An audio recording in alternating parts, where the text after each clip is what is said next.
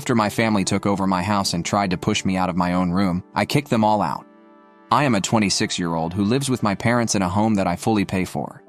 Although it sounds rather simple, it's much more intricate than that. I'll begin at the beginning. Last year, I purchased a home in the city. I pay for everything, including food, all of the bills, and the entire mortgage. Not a single penny is paid by my parents, Liz, 55F, and Tom, 55M, who are both retired teachers. Nor was it a case of moving back home because I couldn't afford rent. As a software developer, I actually earn a nice living, and I wanted to be nearer to employment options in the city. In addition, I felt that after they had supported me for years, it would be good to return the favor. It's a pleasant 3-bedroom home with a large living room and a backyard. It's nothing fancy but comfortable. I claim the master bedroom because I pay for everything. It has its own bathroom and a walk-in closet, which is a big plus because I detest having to share a bathroom. Since I spend around 80% of my time working from home, I set up my home office in the second bedroom with 2 monitors, a comfortable chair, and all the supplies I need. For family visits, the third bedroom was kept as a guest room. Everything was wonderful at first. While I worked and took care of the house, my parents, who were glad to be in the city, went about their own business. Since they were my parents and I felt good about supporting them after everything they had done for me, I didn't mind paying the bills. Then, however, a change occurred. My mother casually dropped a bombshell during breakfast one morning. My older brother Jake, 28M, and his wife Emma, 26F, were considering relocating to the city, she said. They have reportedly been having difficulties, and Emma is pregnant. They really need the help, she added. At first, I didn't give it much thought. I thought that if Jake and Emma relocated, they would find a tiny apartment close by, but they have a history of jumping from one horrible circumstance to another. Things took a turn for which I was unprepared at that point.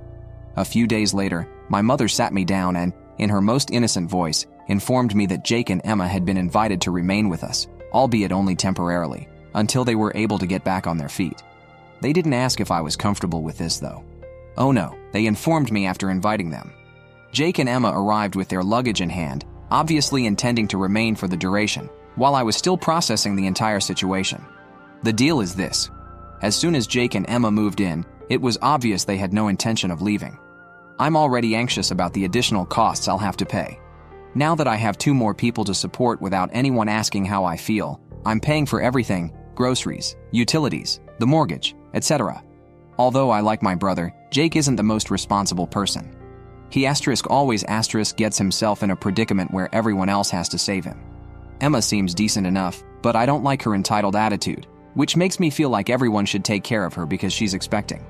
Almost instantly, the tension began to rise. Emma began making these innocuous-sounding remarks a few days after they moved home, but they are really bothersome. For example, "This place is so big, it must be hard for you to clean it all by yourself." Or, "When the baby stuff arrives, we're going to need a lot of space." At first, I didn't give it much thought. However, things became more heated one evening. Emma and Jake drew me away and said they needed a conversation. I hoped they would give financial assistance or perhaps apologize for the additional strain they were placing on me. However, no. "So we've been thinking it would make more sense if we took the master bedroom," explains Emma in a relaxed tone. Jake interrupted. "Yeah, the baby's going to need a lot of stuff, and your room has the walk-in closet and private bathroom." And I blinked, thinking I could have misheard. Let me remind you, these 2 were sitting here recommending that I give up my own room for them and their unborn child, even though I pay the mortgage and everything else. I was suddenly struck with boldness. I said, "Why don't you just take the guest room?" While maintaining my composure. "It's quite large." Emma looked at me as if I had just made a ridiculous suggestion. "There isn't a walk-in closet in that room," she stated. "The infant will require room." I was finished. I refused to give up my room. "You can either locate another place to stay or use the guest room." Jake was somewhat taken aback, as if he was surprised that I wasn't simply getting in. However, Emma was blatantly insulted. I realized then that things weren't going to work out. Things quickly started to go south. I observed Jake and Emma become quite at ease over the course of the following few days. Their belongings were all over the place, with baby magazines strewn on the dining table and shoes kicked off by the couch. Emma even began discussing the crib's location as if she had already made up her mind that they would remain in the master bedroom. I had to attend a meeting in the office one day. For the remainder of the night, the house was strangely quiet. Nobody tried to quarrel with me or knock on my door. They must have realized at last that I was no longer playing around.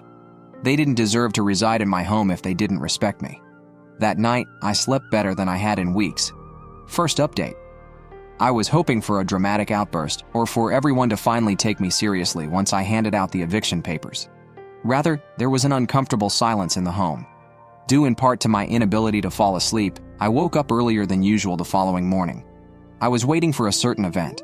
Perhaps my parents would try to persuade me, or Jake might knock on my door and insist that I change my decision. However, none of that took place. The house was deserted when I woke up and entered the kitchen. No parents, no Emma, and no Jake. I even wondered, wishful thinking I suppose, if they packed up and departed in the middle of the night. I waited for someone to say something, anything at all, while I sat at the table and made my coffee. I had no desire to engage in small talk or repeat my explanation. I wasn't going to back down now that I'd drawn my line. I couldn't continue living that way. They had pushed me too far. They showed me no respect, and they certainly showed no respect for the fact that I was footing the bill. My mother eventually entered the kitchen. She appeared to have had little sleep. She simply got a cup of coffee and sat across from me without saying anything at first. It was strange that neither of us knew how to respond to the awkward silence. The stillness was finally broken by her. She spoke softly and wearily. "Honey, I know things have gotten out of hand." I just stared at my coffee and waited for her to continue without saying anything. Even though I knew she would have to apologize in some way, I wasn't going to let her get away with it. She went on, her voice shaking slightly. "I didn't realize how bad things had gotten between you and your brother. I guess I didn't see how unfair it was to you. We were just trying to help them." I was surprised by that. At least not this quickly. I didn't think she would confess. I briefly believed that perhaps she was finally realizing that I wasn't the bad guy in this scenario. However, I was still unable to get over my irritation with all that had transpired.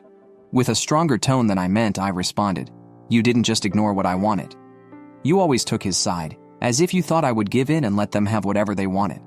She stared down at her coffee for a few seconds before speaking. "I understand," she muttered. "However, we reasoned that you've always been the more resilient one. He has never had it easy, Jake." She always used that as an excuse. Jake required more help, he wasn't strong, and he had struggled more. Since I was the one with my life together, it seemed as though they didn't believe I had any boundaries. "You also believe that I've had it easy?" With my rage seething just below the surface, I asked. "This residence was purchased by me. The mortgage is paid by me. The groceries are paid for by me. Do you really believe that I can continue carrying you all indefinitely?" She nodded and groaned. "You're correct. We couldn't have asked for anything more from you. However, Jake, the baby, is on the way." I interrupted her. "The baby is not the point of this. You guys haven't shown me any respect, and this is about that." She looked tired as she sighed once again. "We believed we were acting appropriately," she ultimately stated. "Emma and Jake don't have much." "And who is to blame for that?" I fired back. "I didn't request that they move in. None of this was requested of me. You can't keep saving them by putting me in a bad position. They need to learn how to live their own lives." She seemed to finally comprehend, or at least attempt to, as she nodded. She said, "We'll figure something out," in a softer tone. "But don't push us away, please. Not in this manner." I tried to relax and sat back. Since they were my parents, I didn't want to expel them. However, I also couldn't continue to live this way. They would have to leave if things didn't change. I said as quietly as possible, "I don't want to push you out. However, things must change. I can't continue to be treated like I don't belong in my own home." She simply nodded silently without arguing. "All right," she said. "We'll find a solution."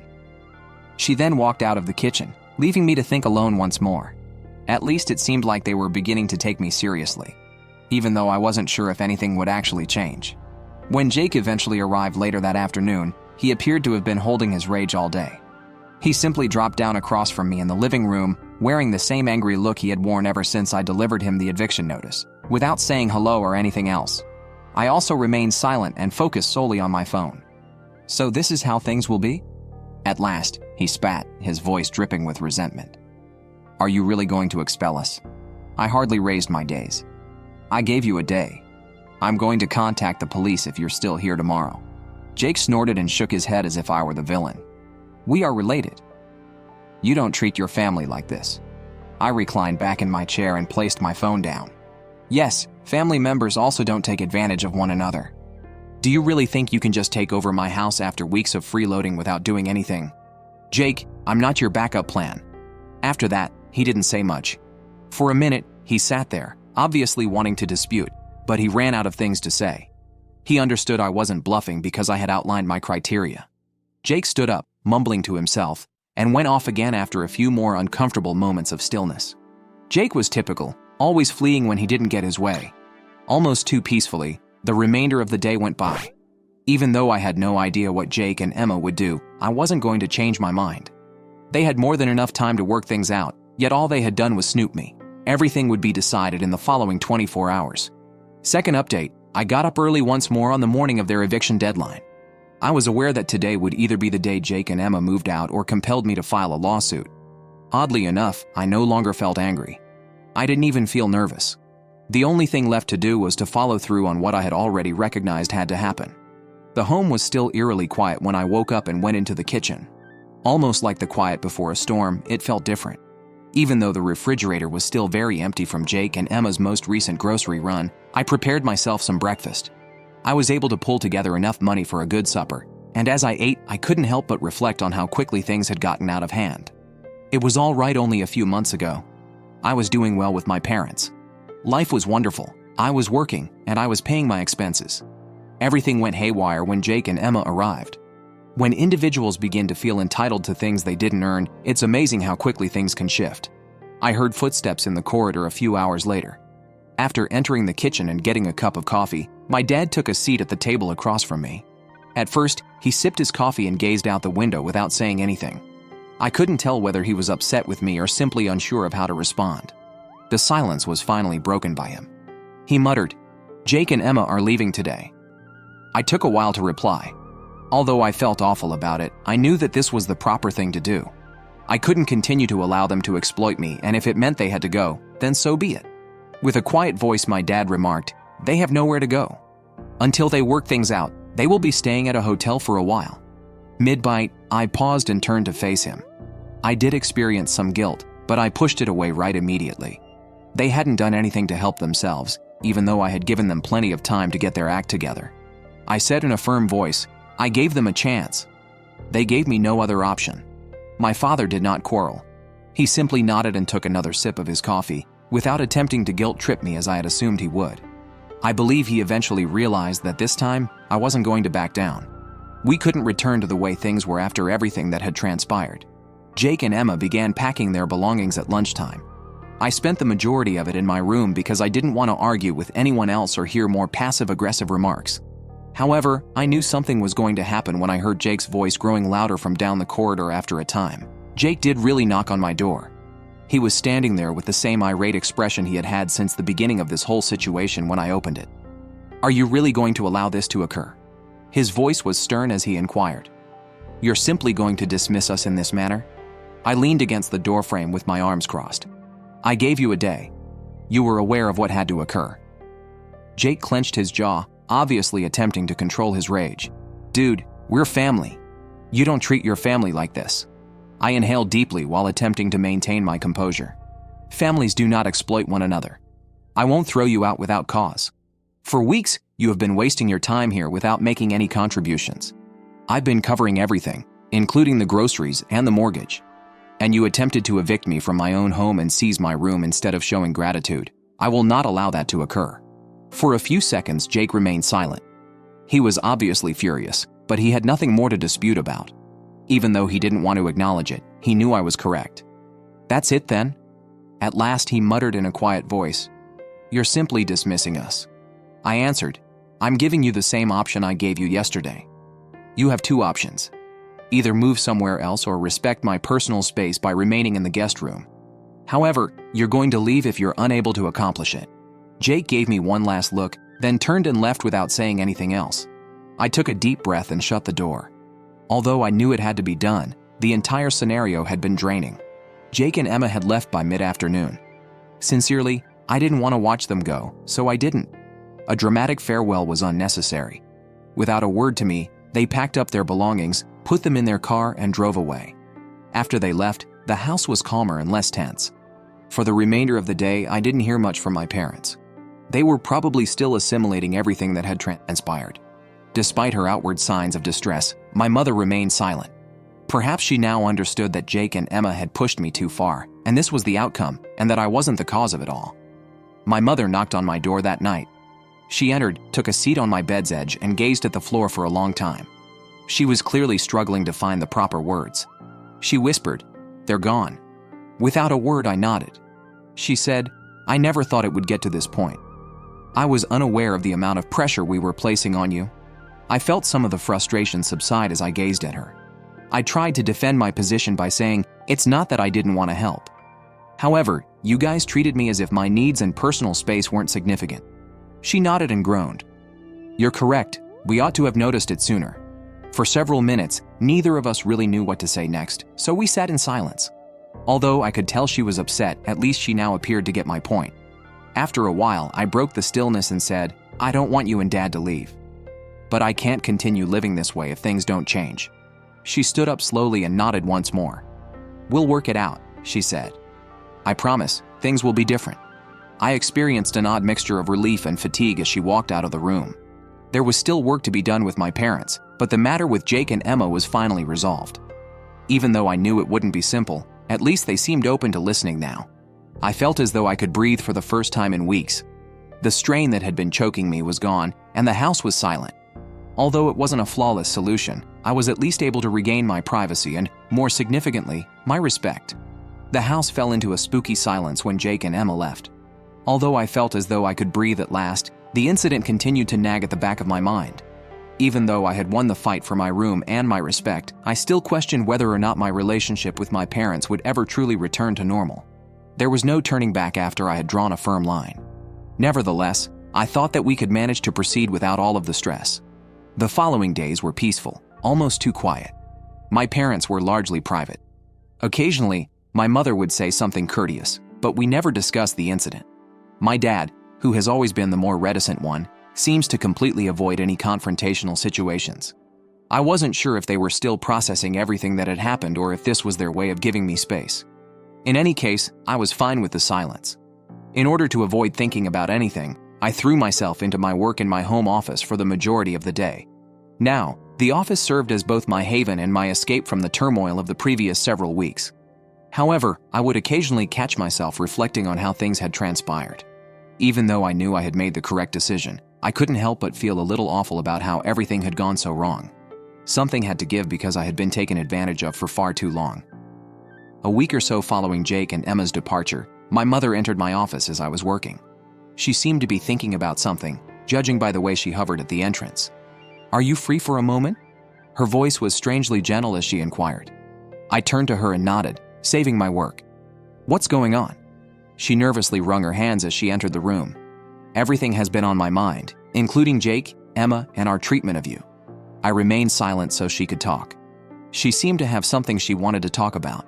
Her voice cracked slightly as she said, "I just wanted to say that we didn't mean to make you feel like you didn't matter. We believed that we were assisting Jake, but now I realize that we were overburdening you. We took advantage of the fact that you have done more for us than we could have ever dreamed for. I apologize." I was taken by surprise by the apology. Although I had anticipated some sort of recognition soon, it was more painful for me to hear her express it so bluntly. Her honesty was evident in her eyes, and for the first time in a long time, I had the impression that she genuinely knew how I was feeling. I tried to speak steadily as I said, "Thank you, Mom." However, it was more than simply the house or the money. Respect was at issue. I had the impression that none of you respected me or the work I was doing to keep things going. Although I didn't mind assisting, I couldn't continue to live like this. She wiped a tear from the corner of her eye and nodded. "You're correct. We ought to have honored your personal space. It won't occur once more." Long emotional chats weren't my thing, but this one felt essential. I felt as though a burden had been removed, and I could now envision a way forward free from ongoing conflict and animosity. I got a little regretful grin from my mom, and she went back to the kitchen. For several minutes, I sat there, taking in what had been spoken. Although it was not a complete resolution, it was a positive step. A few weeks later was the actual turning moment. By that time, a new routine had been established in the house. The unpleasant atmosphere that had pervaded every room since Jake and Emma's departure had gradually subsided, and my parents were more considerate of my personal space. After living in a battle zone for the past few months, I could finally feel the house turning back into a home. My dad was seated at the kitchen table one evening, looking especially serious, when I got home after an office meeting. Typically, my dad preferred to leave most of the hard talking to my mom. However, I could tell he had something significant to say by the way he was sitting and looking into his coffee cup. Trying to keep things informal, I said, "Hey," and got a drink out of the refrigerator. "Is everything all right?" His countenance was contemplative as he looked up. "I've wanted to speak with you." Curious but not really concerned with what he had to say, I took a seat across from him. Leaning forward with his hands clasped in front of him, he inhaled deeply. "About the house and all of your efforts to maintain this place." I remained silent since I could tell he needed to vent. His voice was low as he started. "I realize I haven't said much. However, I've given it a lot of thought. I want you to know how much I appreciate all that you have done for this family, more than any of us could have ever imagined." I was surprised. Hearing my dad speak those words felt important because he wasn't the kind to open up like this. He went on, "You've carried more than your fair share, and you didn't ask for any of this. I apologize for the way things ended between Jake and Emma, and I just wanted to let you know that I see it." It struck me differently when he acknowledged everything I had gone through than when my mother apologized, because I could see he had been holding on to this for some time. Although neither meant more than the other, my dad's reserved demeanor somehow gave his remarks a deeper meaning. I said, "Thanks, Dad," since I was at a loss for words. "That is very significant." He took another sip of his coffee and nodded. "All I want is for things to improve for everyone." Although the chat was brief, it was sufficient. He seemed sincere, and I had the impression that things were at last beginning to improve at that precise moment. Over the next few weeks, things kept getting better. I no longer felt like I was bearing the burden of the home by myself once my parents and I established a new routine.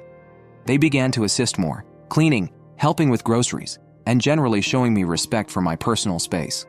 Although it wasn't flawless, it was a significant step up from our previous situation. After they departed, I didn't hear much from Jake and Emma. According to my mom, they were looking for a place of their own and were spending some time in a motel. I refrained from prying. Even though I adored my brother, I needed him to learn how to be independent, so I had set clear limits. I'd be happy to stay away for a while if that meant it. About a month after the entire incident, Jake texted me one afternoon. It was succinct and direct, not his typical tone, but it sounded genuine. "Hey, I understand that things went wrong. I simply wanted to apologize for the way things turned out. I hope we can speak soon as we work things out." I looked at the message for a long time, unsure of how to react. A part of me was grateful for the gesture, but another part of me was still upset about how everything had turned out. I took a while to respond. It took me longer to process. I took some time that evening to write a response, attempting to be polite yet explicit about my position. "I appreciate the message. I'm happy that you two are working things out.